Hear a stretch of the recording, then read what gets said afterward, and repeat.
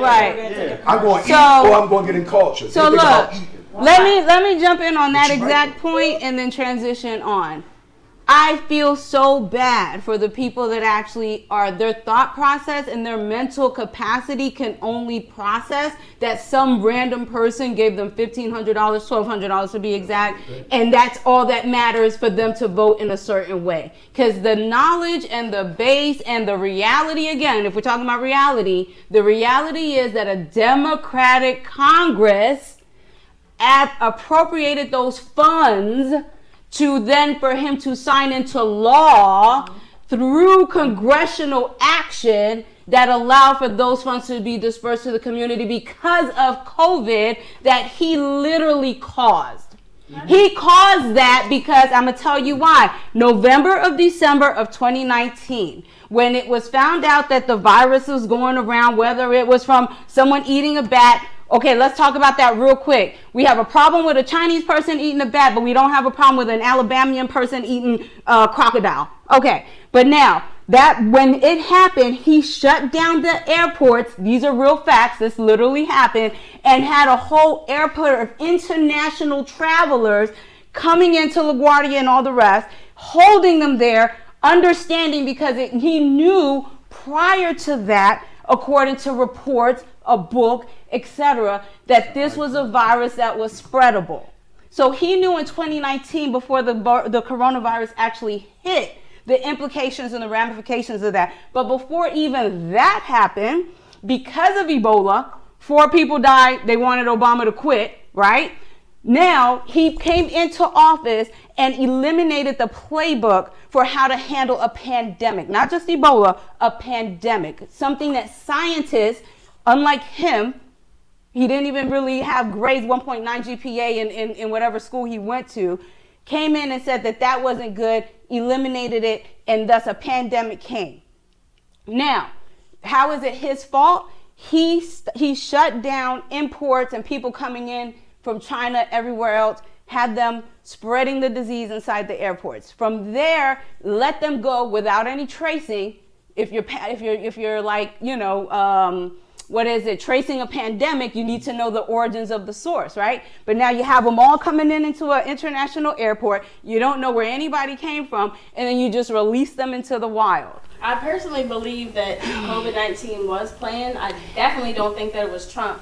But I do believe, and there's actually videos that have been deleted off of YouTube. Planned or not planned, he, as you said, was the president, and he didn't manage that crisis in an appropriate manner. So now, let me finish because I let everybody go. All right. So now, the people went out into the wild without any distractions or being able to trace where people were going or what it was coming from. So all of that went out into the wild. And then from there, him and his crony started doing the if and or them. Oh, they're doing it. Oh, it's their fault. So then that's when you had the whole Asian attacks coming in. Why? Because it was manufactured. He's telling you, like we said, inject bleach. It's going to disappear. I don't need to listen to a fake news. I listen to him say those words. So as a president of the entire country, you should have enough wherewithal to manage a crisis and say, hey, listen, this is what's going on. This is how we need to handle it. And this is how we're going to resolve it. None of those things he did in that situation, which then caused the whole crisis, which we're just now kind of getting out of. I'm going to pause you there. So yeah. I ask you, in response to that, what are your thoughts? As far as COVID-19, I don't know if anyone actually looked into Dr. Fauci. I encourage everyone to do it. It gets a little deep, dark, and scary when you see some of the things that were said, how they were already coming up with vaccines before actually the outbreak of COVID. I mean, I would, like I said. So just a question, how long have you known of that word, Dr. Fauci? How long? Like time frame? COVID. Since COVID. So that's 2019, 19 to 24, 4 or 5 years? How long has Dr. Fauci been in medicine? I'm not 100% sure. 35 years. Like I said, 35 years. So I think his medical background and experience supersedes your 5 years of Googling who someone is. Okay, Point blank period. I encourage everyone else to look into it. We know who Dr. Fauci is. He's been around longer than you've been alive, dealing in medicine. Well, Just because Donald Trump said that the person that he hired,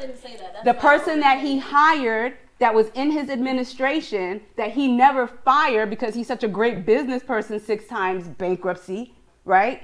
That person that doesn't even know anything about science, technology, math, nothing. Like, he literally is an illiterate. It just came out in the news that NBC promoted him as a businessman and they faked it.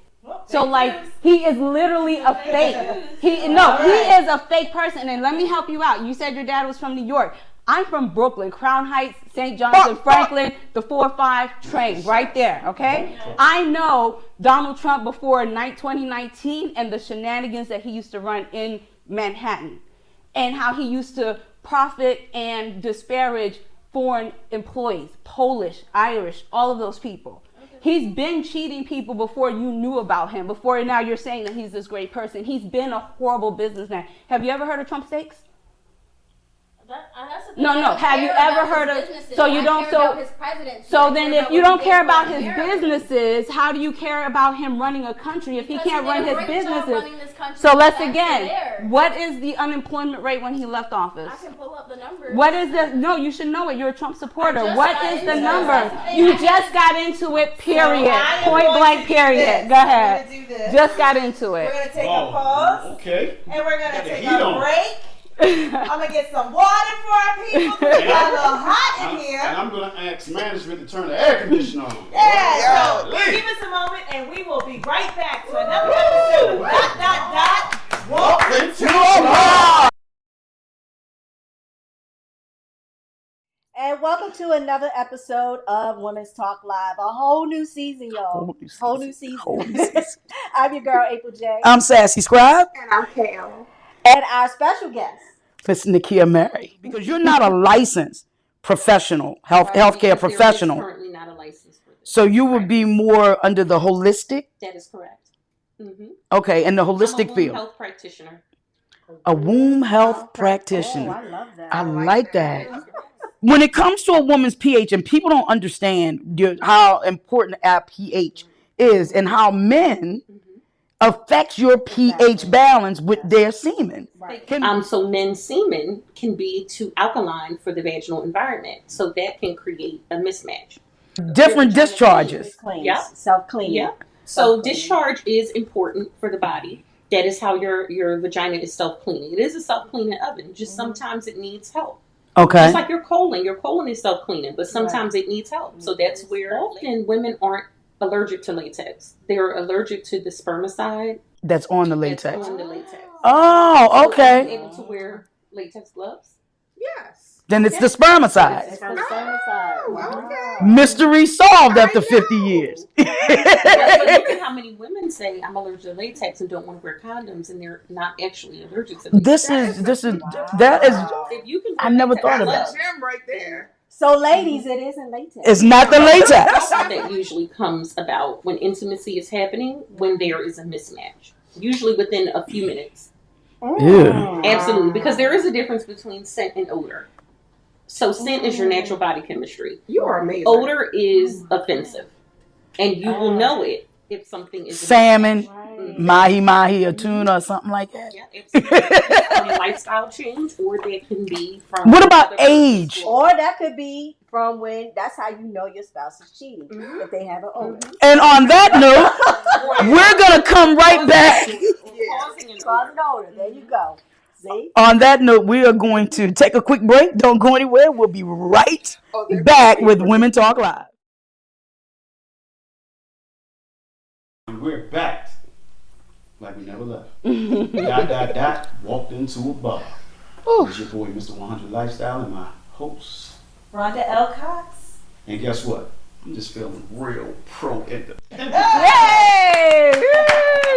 You know, I'm in the middle right now, so you know, you're gonna ask a question for the independent people in the I'm world. gonna ask a question. All right. So, in recent elections, how have you navigated the polarization between Republicans and Democrats, and what makes you choose a candidate for one party or another?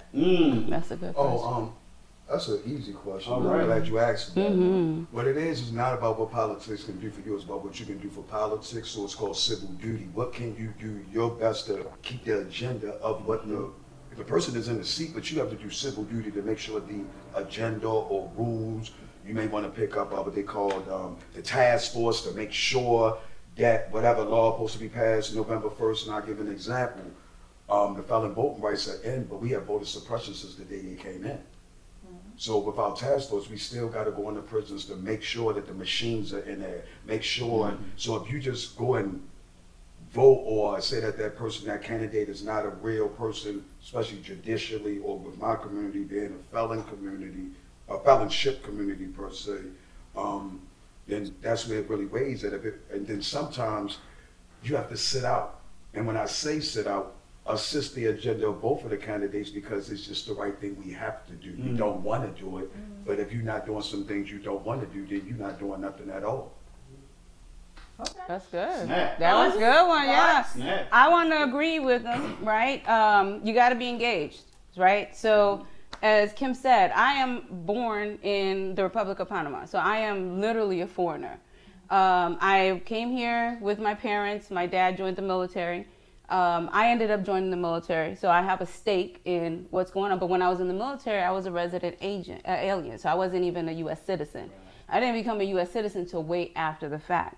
But once I did become a U.S. citizen, I then became involved. So I postcard write, I letter write, I phone bank. My son literally just finished training for election judge, and he's 17, right? Because you can't talk shit unless you're involved, right? And I don't talk shit just because I like talking shit, but because I've been in the military, so I know what that looks like inside the belly of the beast. I've been in banking, so I know what that looks like inside the belly of the beast. And the only way you affect change is to be in the belly of the beast, understanding how the beast moves, and then move to make that change from the inside out. So we want to talk about reparations and we want to talk about law changes and all that. But if you're just sitting back, Googling the information and you're not out there fighting for the freedoms and the changes, then you're just what they want you to be, which Kim has said, an indoctrinated sheep running around, whether it's religious, political, or anything else, right? So you have to be involved, and you can't get involved once you're affected by it.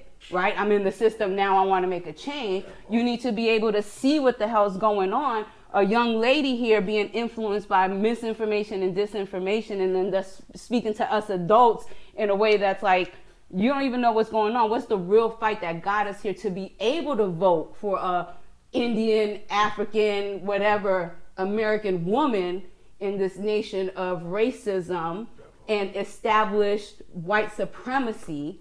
And then, making those changes from the inside out. So I agree with the independent side of Can I ask that. a question real quick? So I heard you mention that you weren't a citizen at first. Did you experience any prejudice because of that? So I can say I didn't, but because I wasn't loud, proud, and vocal, I knew my position. I couldn't say shit. Okay. I couldn't do shit. I had to just make moves, work, keep my head down, and do what I had to do, which is so offensive a lot of times from the conversations, not from you, but from the side of supporters of Trump.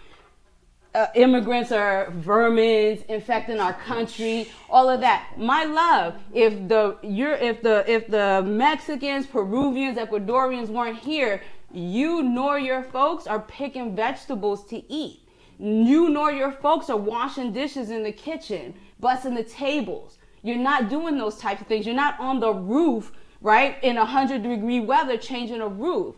Your people aren't doing that. You want to tell people how to do it and when to do it. So when you say that those people are coming and affecting the country, that's offensive, because at the end of the day, go look at Mar-a-Lago, go look at Jersey, and see how many immigrants, illegal, a lot of them, are there doing the jobs that nobody wants to do for $2 and $3 an hour. So that's how I feel about that. Naya, you were going to respond? Yes. Well, so much things that are being said. I want to respond to a couple of the things. On the immigration thing, which I believe Trump, it's not like he's saying he doesn't want immigrants to be here. It's the way that they're coming here. And from what I've heard, a lot of people on social media who did come here, like yourself, who were illegal. I wasn't illegal coming here. Oh, you weren't? Nope. I thought you said you were. I said I was a resident alien, which is legal. Yeah. Oh, okay. My parents came here legally. Yes. Okay. Yes. Sorry about I had And no she was in problem. the military. Right. And right. she's now a Well, citizen. people even coming here Correct. that way, like you said, worked very hard. They fought to get where they were, and they they fought to establish a position in America. Now, like I mentioned in the beginning of this, people are coming in here and they're getting free everything, free benefits up to 2 years. And Is it just the Mexicans or the Russians and everybody else coming here with it? So we speak Ohio, truth. okay. Everyone wants to say, oh, Trump is crazy because he said he's eating the dogs and cats. Look, he didn't mean that, did he? Or he didn't say it? Which one? That's what I'm saying. Which one did he say or he didn't mean? Which one? Did he say it? And did he mean it or not really? Okay. So they're eating the pets, they're eating the dogs, they're eating the cats. Okay. That he just was getting his information. But he knew that it was incorrect before he said it on that he day. He said that because he got so much backlash. But if you go and you look at the actual people of these places, they are pissed off. Are they really? Yes. Were they invited there or they just showed up? They were invited to Springfield. There were legal Haitians there on temporary protective status. They were invited there. In Springfield, Ohio. 60,000 people originally. 20,000 Haitian immigrants just showed up. They just showed up. No. They just showed up, or were they invited there? They were brought by America. They were literally invited. Were they invited there by the Springfield government, or they just showed up randomly in Springfield? We have to talk facts. No, they're not illegal. They are in Spring. No. Let's talk facts. We don't deal with anything but facts. The Haitian community that's in Springfield, Ohio, are on temporary protective status, passed as a law, approved and continued under Donald Trump. It's legal. And they were invited to Springfield to help rejuvenate their community economically. There was nothing illegal about them being there, so let's not talk non-facts. So I'm going to go ahead. Yes. Equal rights. So Cam, you respond and then keep it a minimum so that we can. Okay. So I just want to address 2 points. Can you drop on that before you get to your 2 points though? Which one do you want? She's saying they were invited there, but there are people of color. Yeah. At the end of the day. Yeah. Okay. Yeah. That's the reason. But I do want to. I just want to say something up front in terms of, for me, in terms of when you call someone a Democrat or a Republican. For me personally, I had to pick a choice for me to vote in all of the elections. So even though I may have an independent mindset, correct, I still have to choose a side in order to vote in every election. So that, in and of itself, is one of the issues. I think that everybody should be independent and beholden to their own issues. Absolutely. But I agree. Second thing that I want to talk about is the fact that when you talk about all of the subsidies and all of this money that's going to immigrants or people who are coming in, first of all, let's look for the conditions under which they're coming here, and let's look under the conditions under which all of the Eastern European countries have a far easier track to get approval for citizenship. All those Eastern European Jews come, and they're the ones who are getting all of the subsidies that you're talking about that go to Black and brown people, because they're the ones who are welcomed into society. Just like in Bermuda, the English told white people, literally, this is a fact, we will pay you to move to Bermuda in order to populate and repatriate this country. It's the same thing. Exactly. At some level, it has to stop being about Republican or Democrat. You vote your interest, and at the end of the day, your interest is not met by somebody who's lying to you, by somebody who's using, he may give pennies or whatever to the Black community, but that's pandering. That's pandering. And then go, but hold on. As well as he gave more money. But you want to talk about the $1,200? You want to talk about First of all, Trump didn't get. I'm a Black-owned business that's, first of all, an award-winning business. Let me too. But first and foremost, Trump didn't give me a dime, and Trump withheld all of that funding from people who really needed it, who lost their homes in the interim, because he wanted to sign his name rather than whoever leads the Treasury, the director of the Treasury, signing their name. That's why everybody's out here. Trump gave you this. Trump didn't give you nothing. Trump can't give you nothing but herpes, syphilis, and probably AIDS. That's all Trump's gonna wind up giving you. And a mushroom penis. And a mushroom penis. Let's go. 130,000 to be quiet. All I need is one mic. Yes, Naya. Everybody wants to keep talking about Trump didn't do anything for the Black community. I'm scared to pour a drink because I don't want to hear what she just said. Kamala just something strong. just did an interview, and she was asked what she would do for the Black community, and her exact response was, "I'm not going to sit here and say I'm going to do anything specifically for the Black community. That's not fair. So why is it that Trump can give more money than any other president to HBC permanent funding to HBCUs, help fund black-owned businesses than any other person, but Kamala can't do that, and she's the black woman who's Okay, first of all, I think giving Kamala the cause, first of all, every person who is of color, you cannot put the whole black diaspora on their back. First and foremost. No. Trump has the ability and the power to say whatever the hell he wants because he. No. What I'm saying is he could say and do whatever he wants because he's that elitist white male. She, just like Obama, had issues and pushback. If you want to say that even like DEI is being taken out of things now, every step forward that we made, this person that you're putting your faith and trust in has shown you by his behavior. It's like people don't believe him. Like he said, I could shoot somebody in Central Park and I wouldn't go to jail. And it's being shown every day by the stuff. He did. A million people died. A million people. Look at what he, okay. Stop doing that. Look at what he's saying versus what he's doing. You have daughters that we discussed earlier. How do you feel about a man in charge telling you that they can be grabbed by the putty if they're in a position of power? How? Please. That was a known leaked private. Doesn't matter. He said it. It doesn't matter. He said it. I mean, Clinton got the swoosh. He said it. And he got impeached for it. He got impeached for it. Wait. Yeah. Go ahead, Naya. Please tell me what Trump has done to bring together in terms of unification. Or is he just proselytizing to whoever population that he feels he can get something? Nothing that he says is provable. It's like you were looking at the Wizard of Oz and you're like, the wizard is this big thing. You have to pull the curtain back. You have to look at what they really do and what they really say. And let me, can I respond? Let's hear both. Okay, both. This comment and then we're going to go to commercial. Okay. With this whole thing of both of them that none of us are paying any attention to is 1890. Susan B. Anthony on this. Explain. And when we say that, there's a whole army of powerful sisters just sitting back because, first of all, women ain't had voting rights at all in the first place. So this is not even about, this is more bigger than the black man anyway, because the black woman definitely, she never even got her play with the black suffrage that the white suffrage stole. And when I say that, Preach. I'm going to say this, and it might hurt feelings, I don't mind, but I'm independent because I have education on a process that the Democrats was Donald Trump. That's right. And if I were to choose to be anything, that would be a radical Republican when we ran the Congress. So when I realized people are out of order, I sit on the sideline because right now, we are getting into a field that I'm 50, so I remember just coming out of a field that before this young lady got here, we was voting the best of two evils. Last time I checked, Bill Clinton became a black man, and I was real mad sitting in prison that my sister was calling some white man who had the worst first crime black bill in president. the United States and had the nerve. Yes, Hillary won on paper. Like she won, and nobody even knows about electoral college, no electoral. Yeah, we need to have that conversation. Right now, say I'm moving to Texas and just left somewhere where the electoral votes are. You just left more power back than you ever know. So if you don't even know about the electoral college, electoral vote, when you trying to move, think about your family and all that, you need to come back to my stuff I used to run called Streets to the Seats that we had since 2000. You gotta, your vote is your money. Amen. Most people have basically threw my grandchild's future away already. Exactly. And you know why? Because their kids are already deciding not to vote. Yeah. That's Because we exactly still here right. bubbling on Right. everybody watching. Right. So we was the kids that was watching that our parents didn't have Right. it together. That's why we Right. have it together. So this ain't even new. Right. I heard this conversation when I was 5. Right. Right.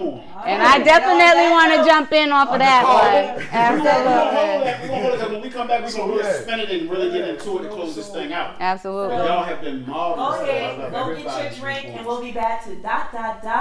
Walked into a bar. Before you know it.